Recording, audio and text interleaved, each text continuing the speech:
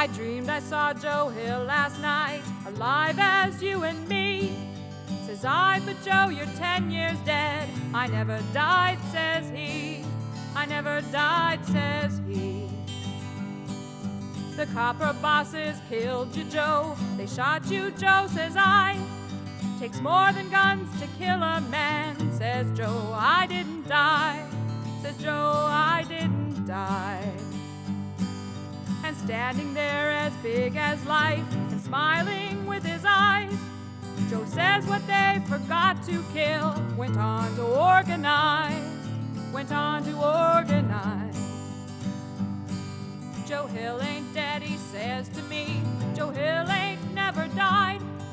Where working folks are out on strike, Joe Hill is at their side. Joe Hill is at their side.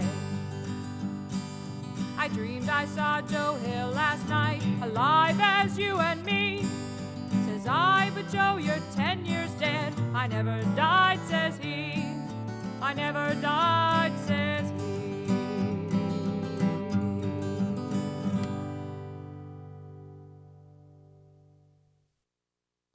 You're about to watch a very special project. In September of 2002, I approached Vic Williams about filming his course, A History of OPSEU. I wanted to tape Vic's stories to preserve those memories and to demonstrate you can't move forward unless you understand where you have been. Little did I know the idea would turn into the video you are about to see. Many of you are familiar with OPSEU today. Under the umbrella for the Network for Better Contracts, members are mobilizing like never before. With the leadership of Leah Castleman, 2002 saw the second OPS strike, and recently, healthcare professionals demonstrated in an emergency day of action. Fighting for job retention and wage issues, 5,000 HPD members across the province withdrew services, causing the OHA to wake up and negotiate for all 40 hospitals in a central agreement. While OPSEU staff and members prepare to take on their next battle, let's look back and see how it all began. Joining me is Vic Williams. Having had the privilege of mentoring with Vic over the last 6 months, I can think of no better trade unionist to tell our story. Vic, where did you get your start in the labor movement? Well, Michelle, I first got my start in the labor movement when I walked into the Seafarers International Union office in Fort William in 1957 and hired on a boat, a Great Lakes shipping boat. The Seafarers International Union, or the SIU, was run by a guy by the name of Hal Banks at the time. He was the president. He was sort of a slippery character, if you will, who was hired by the Canadian government. He was an American to clean the communists out of the rival unions. So it was not a peaceful beginning. And in fact, it got worse because on my very first trip, when we docked in Port Colborne, we went on strike. So I had a $2 bill in my pocket and some change. And I had to hitchhike, I don't know how many miles, to the union office in Thurl to get some emergency money because I didn't have any, I hadn't got paid yet. So those were a little different than the unions I'm used to now, because I can recall during the strike people used to say that the members had bats and chains in their trunks, but let me tell you, that was a rumor. They had them in their back seats where they could get at them easily. So my first foray was not a pleasant experience, but it was a good eye-opener. Sounds like your experience with the Seafarers was quite an introduction to the labor movement. Where'd you get started with OPSEU? Well, I got my start in OPSEU with the former predecessor, CSAO, Civil Service Association of Ontario, in 1959, or 58, I guess it was, late fall of 1958, with the then DHO, Department of Highways, which is now the Ministry of Transport and Communications. I began surveying with them for the new Atikokan Highway at the time, And I was not active in CSAO at that time, and I recall why was because the guy that gave me my first union card there, or application to join the union, was the project supervisor, who was the head boss of the thing. And like I said, my experience in the Seafarers Union was quite a different experience. I mean, you never heard of bosses giving people union cards. In fact, the union hired you, not the employer. So I was rather skeptical of the what I thought was pretty much a tea and comforts organization. So I joined the union, but I was not active. So tell us when you first got active with the Civil Service Association of Ontario. Well, I first really got active is when I took a job with the Department of Lands and Forest, which is now the forerunner, or was the forerunner for of the MNR, the Ministry of Natural Resources at that time, and I believe that was in May of 1963. And in 1964, I guess people had seen that I was a bit of a rebel rouser, and I was asked to run for president of the branch, which is the equivalent of a local now, but they called them branches in those days. And I became president of Branch 45 in Geraldton. And from there I moved to Fort Frances. I moved around with them quite a bit. So I moved to Fort Frances, where I became president of Branch 51. And from Fort Frances I moved to Kenora, where I became president of Branch 32. And at that point, in 1970, I was elected to the Civil Service Associations of Ontario Executive Board and became a vice president of the CSAO at that time, of the association, and carried on in that capacity till 1983, serving as a vice president on that board, and also as Ontario Vice President of the National Union of Provincial Government Employees. From there, I took a job in Thunder Bay as a staff rep negotiator in 1983, and I've been doing that job ever since. So that's where I am from start to finish.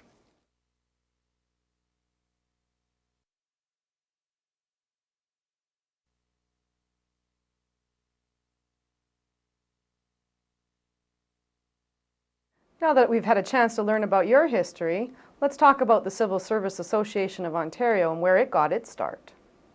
In 1911, in the spring of 1911 actually, when a group of about 200 government workers got together at Queen's Park, and they discussed the need to have an association. So that was basically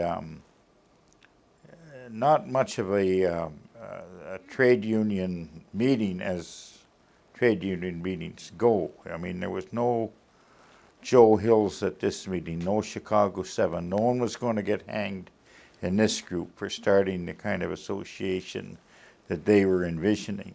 What really it was more about getting together to get better prices on coal and wood and gasoline, car gasoline at that time, and social club type of thing. So basically, that type of organization wasn't your typical trade union, and the people at that meeting weren't your typical workers either. Many of them were high-ranking government officials, deputy minister, assistant deputy ministers. So they were the chiefs, not the Indians, so to speak. And there were no women invited to that meeting. There may well have been some that went, but there's no record of that meeting, and no record other than women were not invited.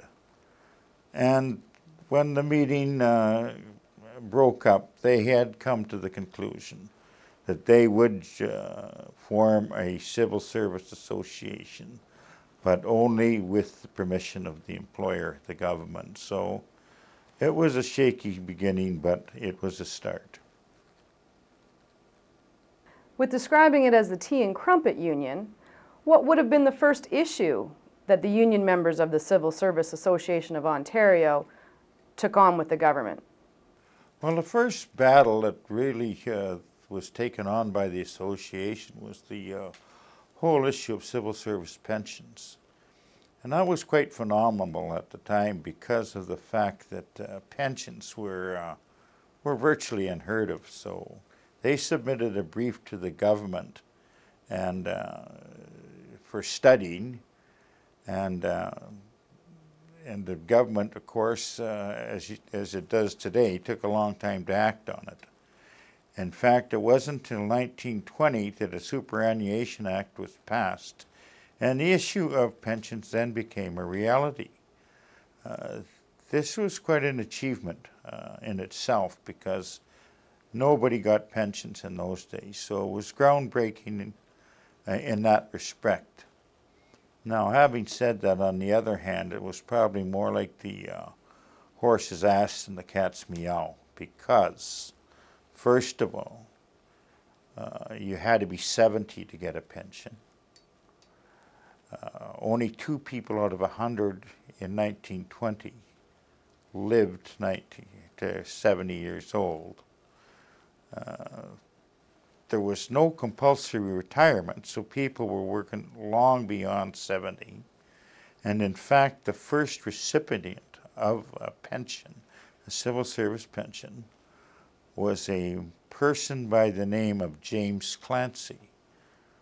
No, not the James Clancy we know as former president of OPSU and currently president of NUPSI, but a James Clancy, who was 76 years old when he was the first recipient of a government pension and didn't live out the years. So it wasn't as rosy as it might sound. It wasn't very expensive, obviously, for the government, but it was a start, a significant start in OPSU's and CSAO's history of pensions.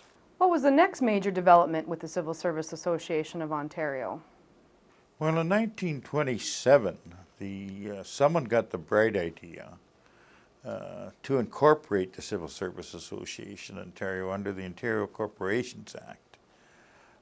For whatever reason, I don't know, because it wasn't common practice for associations or unions to be incorporated, but for whatever reasons, that's what happened. And it caused a lot of grief even today, because OPSU, as it stands now, is still governed by the Corporations Act. And for instance, one of the big issues that comes up all the time is the issue of holding conventions every 2 years. Well, unfortunately, OPSU can't hold conventions every 2 years because the Corporation Act stipulates that you can only hold a convention maximum 18 months. So that is one of the restrictions. Other restrictions lie in the letters patent that caused a lot of trouble in the early 70s and late 60s when CSAO was trying to organize other organizations or other workers, I guess, other than civil servants. For instance, college teachers and hospital workers and university workers. And we faced tremendous obstacles because the letters patent of the Corporations Act didn't provide for that. And there was all kinds of legal wrangles that we had to go into to get out from that so we could organize. But even till this day, there's a lot of problems, and it's very difficult to get out from under the Corporations Act. Thanks a lot, Vic. Now I have a better understanding of where CSAO got its start. We're going to pick it up here with our original footage Vic and I shot in 2002. In 1944, the Joint Advisory Council and the Civil Service Board of Review was created. And CSAO had equal representation on that board. It was a 7-person board. There was 3 reps from CSAO, 3 reps from the government. In 1946, the CSAO had 5,700 members and 1 staff. Their headquarters were on Bay Street in Toronto. The name of the staff was a person by the name of Cam Sebastian. He was the only paid staff of CSAO at that time.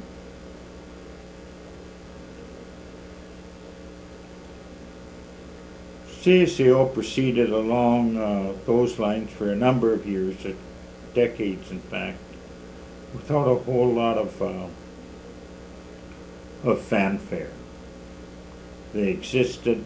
There was no cutoff of management other than deputy ministers. Anyone could belong to the association.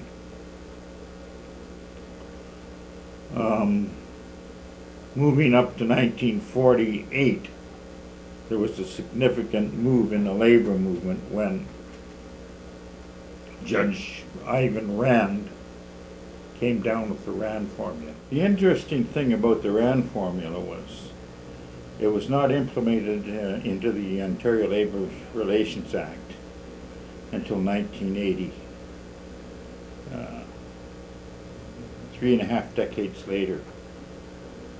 So the Rand formula was around for a long time, and I'll speak about that more when we get to the Judge Little report, but not many unions other than the steel workers, auto workers, and a couple others had that automatic use check-off. By 1948, there were 40 CSAO branches right across the province. And when I say right across the province, there was one in Fort Frances at least, because, well, I'm not sure on that now, because they had a branch 45 anyway. The interesting part about the branches was they were called branches for whatever reason. I suspect that it could have either been because there were branches of government and they formed themselves along those lines, or at that time it was after the war. Many civil servants had been war vets, and war vets all belong to branches of legions. So I'm not sure what the answer to that is, but it's speculative. The interesting branch was Branch 1, which is a branch located in Toronto at Queen's Park. That particular branch was the tail that wagged the dog, so to speak. They had more staff than head office had, even as late as 1967. They ran the Queen's Park cafeteria, staffed it, ran it, had ownership of it, and had several directors on the executive board of CSAO. So they were a power to be reckoned with the rest of the union. In 1950, CSAO joined the Trades and Labor Council, the TLC. That was our first venture into the broader movement of the unions, and was quite groundbreaking at the time, because most of the people employed by the government or CSAO members were not really into any real labor things. They were more of a teen corporate union, and remained that way for some time. In 1951, the CSAO again moved into a new headquarters. It was a 10-room house on Isabella Street. And Premier Frost was a big contributor to the cost of the building, etc. In fact, he cut the ribbon for CSAO when they opened it up. And that's when the CSAO adopted the trillium as its model. I'll talk about that a little later on, about the trillium. In 1956, the CLC was formed. It was made out of from the TLC, Toronto Labour Council, Trades and Labour Council, and the Canadian Congress of Labour. They were two separate unions or organizations, and they formed one organization by amalgamating to give workers in Canada a single large voice in the labour movement. In 1959, the OPS won the right to grieve on just actions and decisions. It was the first multi-stage union grievance procedure adopted by CSAO to that date.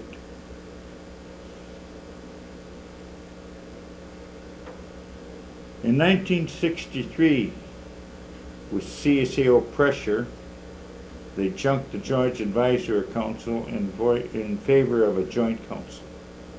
In other words, it wasn't advisory anymore. They had some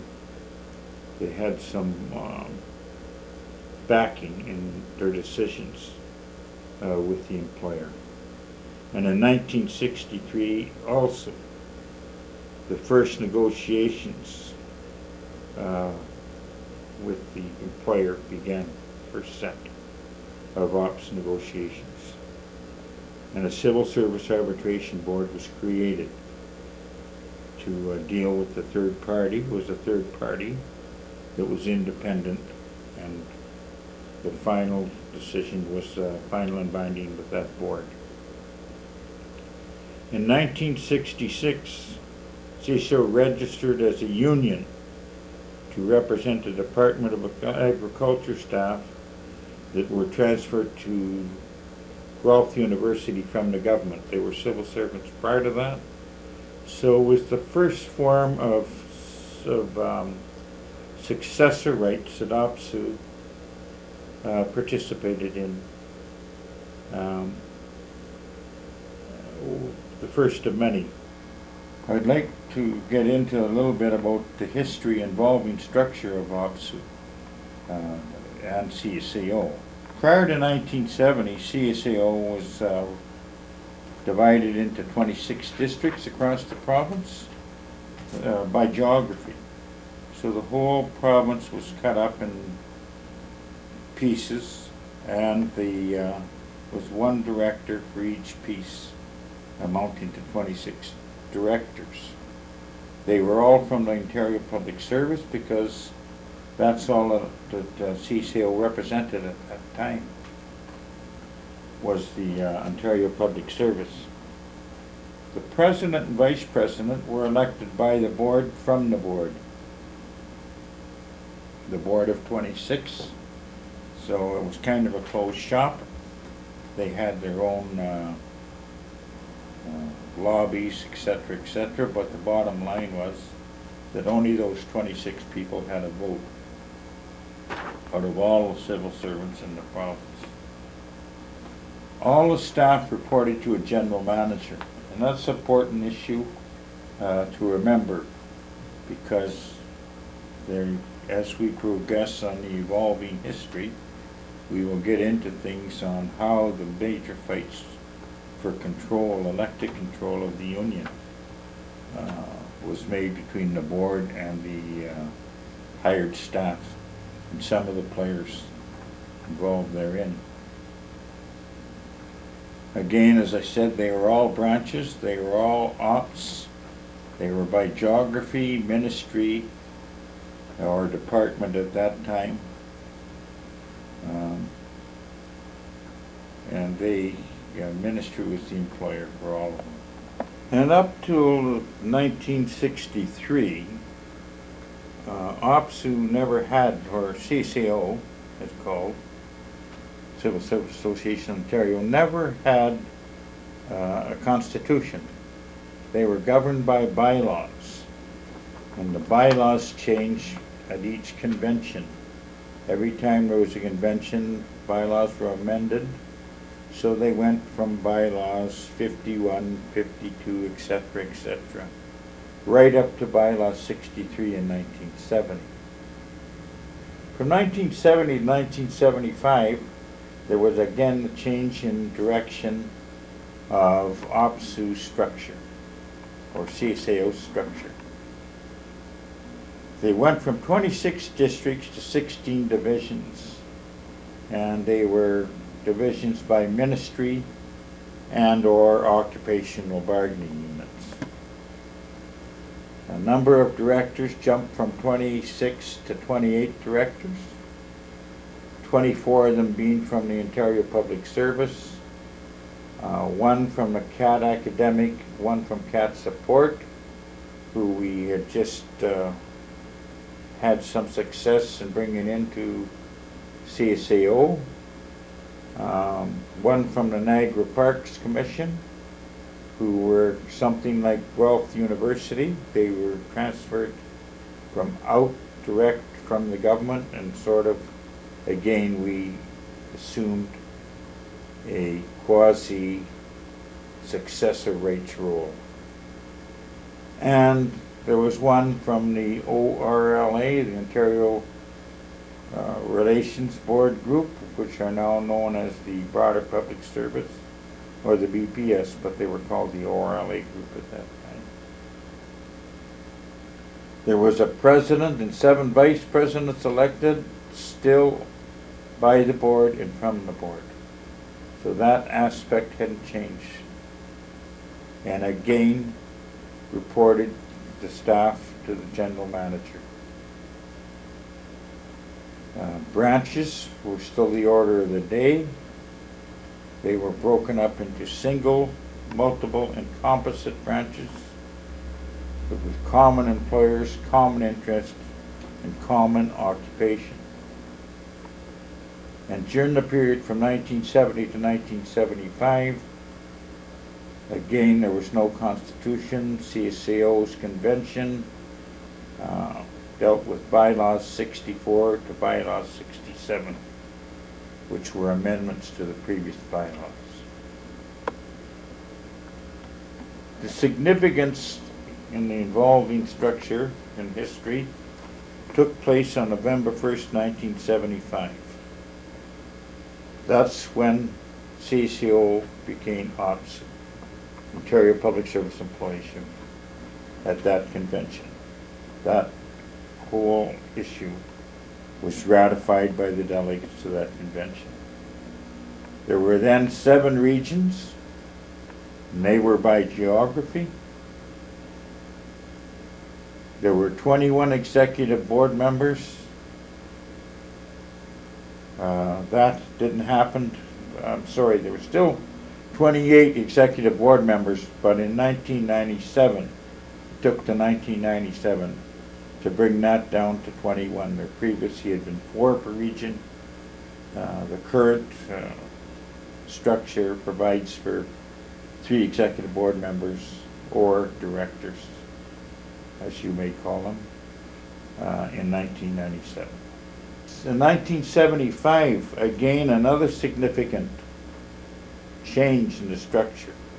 The president and first vice president of OPSU were elected by a convention by the delegates.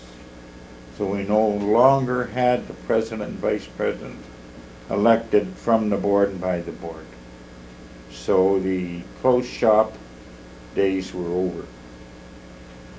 The other significant change that took place was staff reported to the president. Branches became locals like any other union in the country. They were still single, multiple, and composite locals. And the change was that they were locals by geography, common employer, with common interest and common occupation.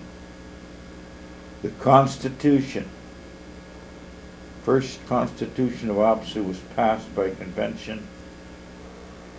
In 1967, Judge Walter Little, provincial court judge, who was appointed by the Ontario government after some pressure from CSAO to look into and inquire about collective bargaining in the public service. And he was to report back on his findings. Also in 1967, the Ops negotiated the first agreement for Niagara Parks Commission. That again was the first collective agreement, and the Niagara Parks Commission, as I had mentioned earlier, in the course was formally provincial government. We got the successor rights or quasi-successor rights and still bargained for these people. So this was again their first collective agreement. 1969, the CAT support negotiated their first collective agreement successfully, which did not result in a strike this time. There was nothing outstanding in these negotiations. However, it gave them a foot in the door and a collective agreement to build on.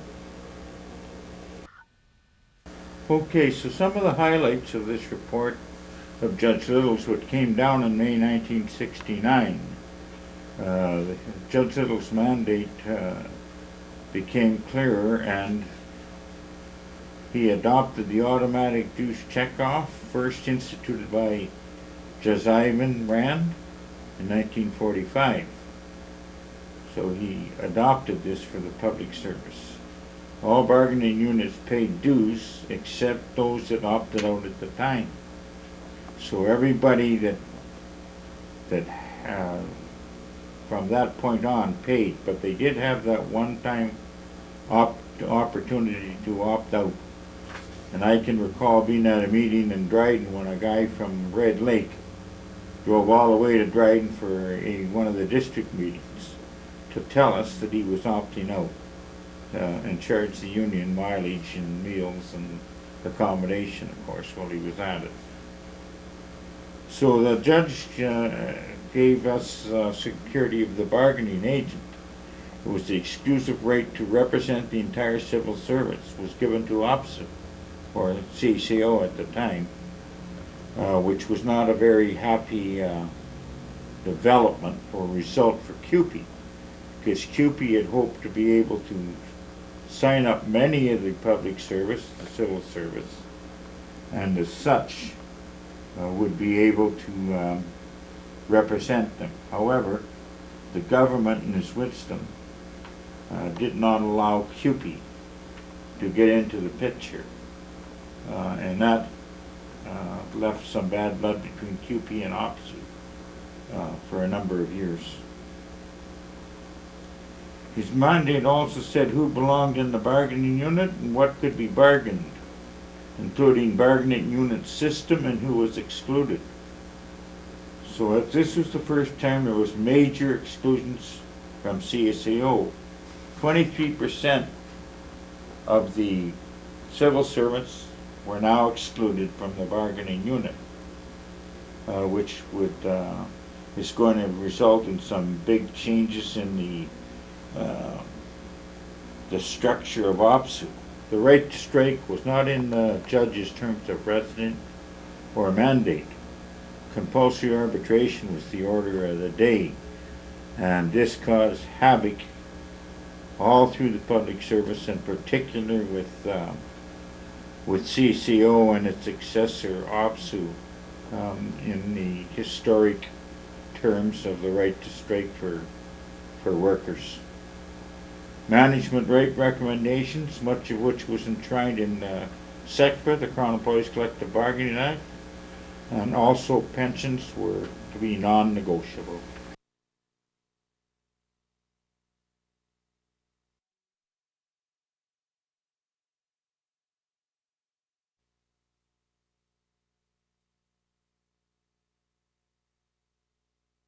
So up to that point, couldn't there anybody other than the real high echelons of management could belong to the Civil Service Association, which meant that many of the managers were also union executives and all could attend union meetings, have say and voice.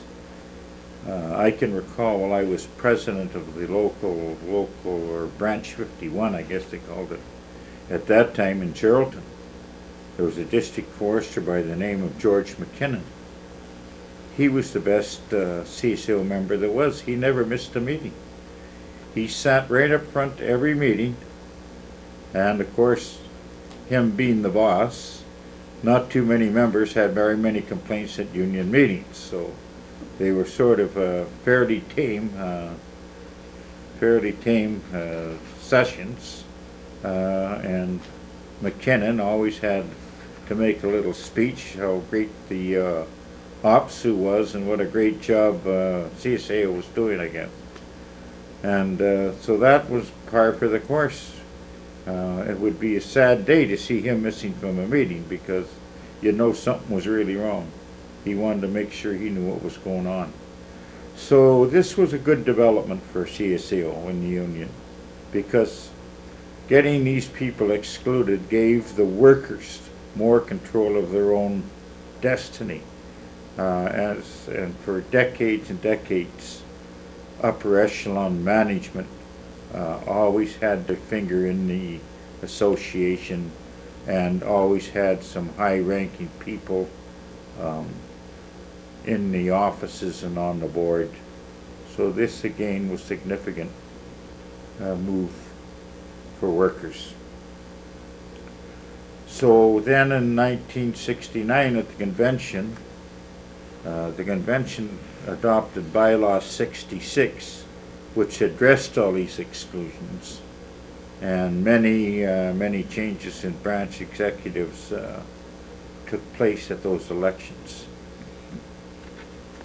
In 1970, there were divisions were created within OPSU, within CSAO's structure, and divisions were based on ministries. For instance, MTO was a division, M&R, Ministry of Natural Resources was a division, Health was a division, ComSoc was a division, Tourism division, etc. So all the public service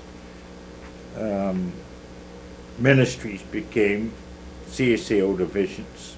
Now that we've learned about CSAO in its early years, the Tea and Crumpet Society, where district foresters and other higher echelon managers made up the bargaining unit, with the introduction of SECPA and Bylaw 67, these managers were no longer included in the bargaining unit.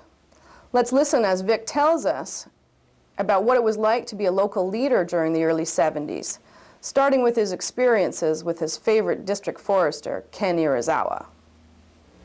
And he had some pretty funny ideas on equal opportunities and equal rights. For instance, it was okay for men to smoke in the office, but for women that was a no-no. Women couldn't smoke in the office. That just wasn't ladylike. So I recall that I sat, just so he could keep an eye on me, I sat sort of right outside where he could look out his office door and see me at all times. And right beside me, to the right of me, there was a lady that sat beside me by the name of Rosemary. And our desks were right together like that, so he could look out his door and see that we weren't getting into any trouble. He didn't care much for Rosemary either, because Rosemary was formerly the branch president in Atikokan, and if you think it was bad for a man a low clerk, in his opinion, to be a president. It was twice as bad for a woman to be a president. So he had us right where he wanted us, where he could look at us. And what I used to do is, since she couldn't smoke, I used to put the ashtray sort of right in between or on the edge of her desk or my desk. And he had this habit of turning around in his chair when he was on the telephone, facing the wall instead of us. And I would put my cigarette down in the ashtray, and Rosemary had a chance to grab a quick couple of puffs off it, and well, he was chitter-chatting on the phone. So in any event, in fact, one day he came out of his office and said to me, Vic, you shouldn't have that ashtray there. That smoke must bother Rosemary. And Rosemary said, oh no, it doesn't. No, it doesn't bother me at all. I don't mind it at all. Smoke doesn't bother me. So he just kind of shrugged and walked away. But this was a guy that really loved authority and really loved to demonstrate it and show you that he had it. Part of my job was to take pictures of all the buildings, all the Ministry of Natural Resources buildings in the region, such as well, residence, junior ranger camps, tool sheds in parks, you name it, I took a picture of it, made a file for it. That was standard procedure for me to take these pictures. And on this one occasion, Leo Brenier, who was the Ministry of Natural Resources, and another minister who escapes me, I believe, though it was the Minister of Tourism. I can't quite recall for sure. But in any event, they were coming into Kenora to catch a float plane at the airbase. And Mr. Irizawa wanted some pictures taken, and the local newspaper, the Kenora Miner News, were busy at the time, and they couldn't send a photographer down. So he told me to get down there and get some pictures. And I told him that it was not my job to take pictures of the minister and those type of things. My job was to take pictures of buildings. Which he said to me, you will do what you're told, and you will go down and take those pictures as I tell you to. So we got into an argument, but the bottom line was I was an unhappy camper, and I went down and I took the pictures. Well, lo and behold, when I get to the airbase, here's this guy, this other minister with Brenier. He's pissed to the eyeballs. He's standing on the edge of the float plane. He's got his hand on this brace, and he's swaying back and forth, and he's laughing, and he's waving at everybody. And did I get that camera going? I had pictures, and Brenier was going to me, no pictures. And I said, I'm sorry, Mr. Brenier. I'm under strict orders from Mr. Irizawa to get these pictures, and I have to do it. So I have to take these pictures. And this guy, of course, is flopping all over the place. And Brenier was not happy. He was trying to get him into the plane quick. So I got the pictures, and I took them straight down to the newspaper. I didn't even stop at the office. I said, here's the pictures Mr. Irizawa wants for the paper. And they said, okay. Type of thing. So when I got back to the office, he came over to me and he said, did you get those pictures? And I seemed to be in a pretty good mood, I guess, because I said, yes. I got everything, I did everything you wanted. He said, see, that wasn't that bad, was it? No. I don't know why you have to argue with me about things. I'm still the boss. And I just sort of hemmed and hawed about it. So. But half an hour later, we're sitting at my desk in his full view again, of course. And I see him sort of rising out of his chair. And he puts the phone down, and he came over and he said, you know what? I guess you did get those pictures. You know what? You've got an attitude problem. And I said, yeah, I guess so. I just wonder where I've got it from. Mr. Irizawa and I were never really friendly at any point, but I can recall a situation where I was late one morning. I was about 10 minutes late. We worked in this building. It was Kent's. The name of the building was Kent Storage. It was a storage company. We had the upstairs of it. It was 23 steps up. I remember that. Straight up. And we worked in the top floor of that storage company. That was our office building. And I came up the stairs and was immediately summoned to his office. And he says to me, "We start work around here at 8:30. It's 20 to 9. I don't tolerate lateness. I'm writing you up for it." I think I said something about, "Well, what about the other morning here when I was 10 minutes early? Did you write me up for that?" "No," he said, "you don't have to be 10 minutes early. You don't have to be here at 20 after 8. You have to be here at 8:30, and you have to start work at 8:30. If you're here at 20 after 8, you don't have to work. Do what you want. But you start work at 8:30, not 20 to 9. And he wrote me up for it. So what I did the next morning, I waited at the bottom of the stairs from 8:30 till 9 o'clock with a notepad and paper and marked down every manager that came in late from 8:30 to 9. Went into his office, tore the page out of the notebook and said, "Here." And he kind of looked up and said, "What's this?" Well, I said, "That's all your managers that come in late this morning. Hope you're going to rate them up too." Well, I'll tell you, I thought he was going to burst a kidney. But in any event, he just sat there and glared at me. Well, you might think that would have been the end of it. But I'll be damned if about 2 weeks later I'm late again for about 10 minutes. And I get up to the top of the stairs and the receptionist says to me, "Vic, Mr. Arizawa wants to see you in his office the minute you get in." Well, that did it for me. I just snapped. I marched into his office. I sat down in a chair in front of him. He was just picking up the telephone to make a call, and I said to him, "I have to bring you up to speed on something. Well, there still may be a few enemy soldiers hiding out in the Philippines. For all intents and purposes, the war is over. Now, what the hell is going on here?" I got up, pulled a cigarette out of my package, lit it, walked to my desk where Rosemary was sitting, put the cigarette down on the ashtray between us, and I said to Rosemary, because he was still glaring at me, I said, "Rosemary, how'd you like to do me a favor? Grab that cigarette out of the ashtray, take a great big drag out of it, and blow it towards his office. See if it can give him a stroke."